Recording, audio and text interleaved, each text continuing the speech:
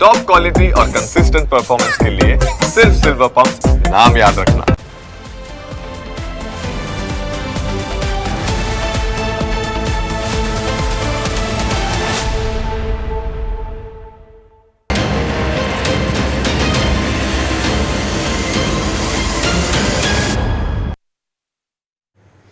સાપ એક એવો સરીસૃપ જીવ છે જેનું નામ સાંભળીને સૌ કોઈને ડર લાગે।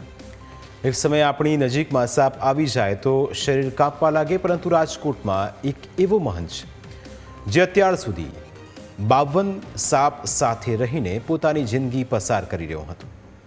તેને અને સાપને જાણે ઘરનો સંબંધ હતો, પરંતુ આજે આ સંબંધનો અંત આવ્યો છે। આખરે એવું શું થયું કે જેના કારણે હવે મહંતને સાપ વિના જ મંદિરમાં પૂજા વિધિ કરવી પડશે? તેના વિશે વિસ્તારથી વાત કરીએ। વાત છે રાજકોટના ગ્રીનલેન્ડ ચોકડી વિસ્તારની, જ્યાં ખેટલા આપાનું મંદિર આવેલું છે। આ મંદિર છેલ્લા ઘણા સમયથી સાપ માટે ખૂબ જાણીતું બન્યું હતું, કારણ કે મંદિરનો મહંત મનુ મણિરામ દુધરેજિયા મંદિરમાં સાપ રાખતો હતો। તે મંદિરમાં દર્શનાર્થે આવતા લોકોને જુદા જુદા સાપ બતાવીને તેમને મંત્રમુગ્ધ કરી નાખતો। તેણે સોશિયલ મીડિયા પર કેટલાક વિડીયો શેર કર્યા, જેમાં તે મંદિરને નાગ દેવતાનું મંદિર ગણાવતો અને પ્રચાર કરતો હતો। આ દરમિયાન વન વિભાગની ટીમને જાણવા મળ્યું કે ખેટલા આપા મંદિરની અંદર મોટી સંખ્યામાં સાપ રાખવામાં આવ્યા છે। કોમન સેન્ડ બોઆ નામથી ઓળખાતા આ સાપને ભમફોડી પણ કહેવામાં આવે છે। આ સાપ વિશેની બાતમી મળતા જ વન વિભાગની ટીમે મંદિરમાં દરોડો પાડ્યો। વન વિભાગની ટીમ મંદિરમાં પહોંચીને સાપની શોધખોળ કરવા લાગી ગઈ। આ દરમિયાન જેમ જેમ સાપ મળતા ગયા તેમ તેમ વન વિભાગની ટીમ પણ આશ્ચર્યમાં પડી ગઈ, કારણ કે એક સાથે આટલા બધા સાપનું રેસ્ક્યુ વન વિભાગની ટીમે કર્યું ન હતું। વન વિભાગની ટીમ એક બાદ એક સાપને એકઠા કરતી ગઈ અને કુલ 52 સાપ મળી આવ્યા। સામાન્ય રીતે સાપ રેતીમાં રહેતા હોવાથી મંદિરમાં ખેટલા આપવાના સ્થાનકની જ રેતી નાખવામાં આવેલી હતી। આ સાપ રેતીમાંથી જ મળી આવ્યા હતા, જેમાં ઘણા સાપના બચ્ચા પણ સામેલ હતા। ઘટનાને લઈ વન વિભાગની ટીમે વાઇલ્ડ લાઇફ પ્રોટેક્શન એક્ટ 1972 હેઠળ મહંત મનુ મણિરામ દુધરેજિયાની ધરપકડ પણ કરી હતી, જોકે પોલીસે તેમનું નિવેદન નોંધીને જામીન પર મુક્ત કર્યા હતા અને સેન્ડ બોઆ સાપને જંગલ વિસ્તારમાં છોડી મૂકવામાં આવ્યા હતા। બીજી તરફ વન વિભાગની પ્રાથમિક તપાસમાં સામે આવ્યું છે કે મહંતે પોતે સ્નેક હેન્ડલર એટલે કે સાપનું જાણકાર છે અને ધાર્મિક આસ્થા સાથે જોડાયેલી હોવાના કારણે તે આટલા બધા સાપ રાખતો હતો। તપાસમાં એ પણ સામે આવ્યું છે કે તે સાપની તસ્કરી કે ચીટિંગ જેવા ગુનામાં સામેલ ન હતો અને એટલે જ કદાચ તેને જામીન પર મુક્ત કરવામાં આવ્યો છે।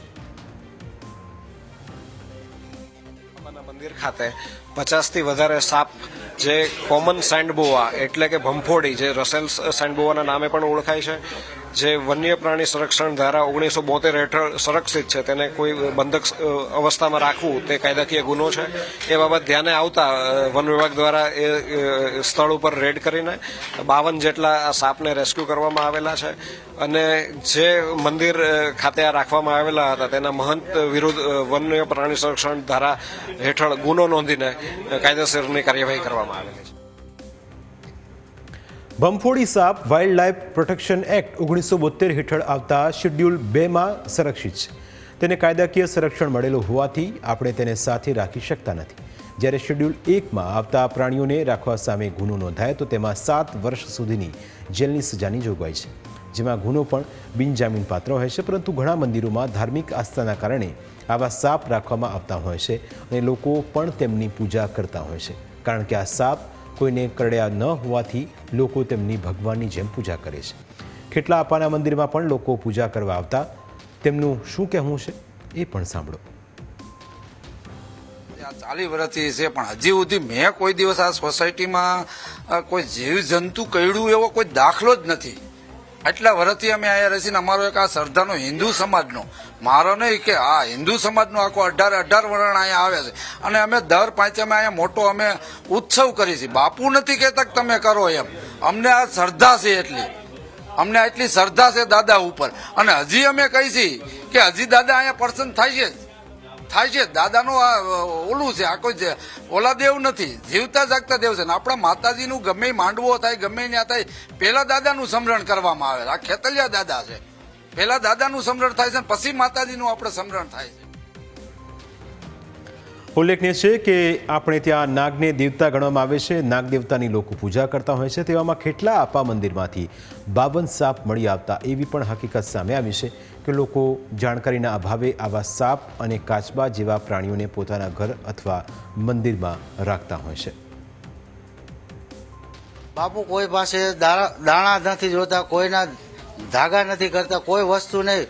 આસ્થા બાપુ, આ પબ્લિક આવે એટલે આસ્થા રાખો, તમે બાપા ઉપર વિશ્વાસ રાખો. છેલ્લી 40 વર્ષથી અમે અહીંયા રહી છીએ અને 40 વર્ષથી અહીંયા આ બાપુ અહીંયા રહે, બાપા છે અહીંયા.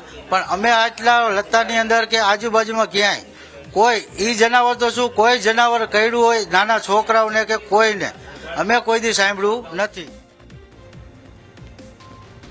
જ્યારે વાત સાપને નીકળી છે તો સાપ વિશે પણ થોડું જાણી લેવું જરૂરી છે.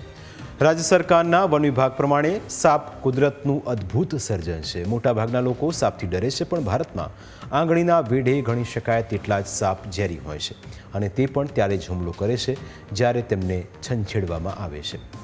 વન વિભાગ પ્રમાણે સાપ કરડવાના કારણે દર 100માંથી 3 લોકો જ મોતને ભેટે છે. ભારતમાં અંદાજે 250 ઝેરી અને બિનઝેરી સાપ જોવા મળે છે, જેમાંથી 50 જેટલા સાપ ઝેરી હોય છે. મોટી વાત એ છે કે મોટાભાગના ઝેરી સાપ દરિયાની અંદર રહે છે. જમીન ઉપર ફક્ત 4 પ્રકારના જ ઝેરી સાપ વસવાટ કરે છે. આ 4 સાપમાં નાગ, કાળોતરો, ખડચિત્રો અને ફુરસોનો સમાવેશ થાય છે. એટલે તેમને ફક્ત ઓળખવાની જરૂર હોય છે. જો તમે 4 ઝેરી સાપને ઓળખી લો તો તમને ખ્યાલ આવશે કે કયા સાપથી દૂર રહેવું જોઈએ. જો કે રહેણાંક વિસ્તારમાં જો સાપ જોવા મળે તો તાત્કાલિક વન વિભાગને જાણ કરવી જોઈએ, જેથી કોઈ પણ જાનહાનિ થતી અટકાવી શકાય. પ્રાઇમ 9માં આજે બસ આટલું જ. ફરી મળીશું આપને સ્પર્શતા મુદ્દા સાથે. ત્યાં સુધી રજા આપશો. નમસ્કાર.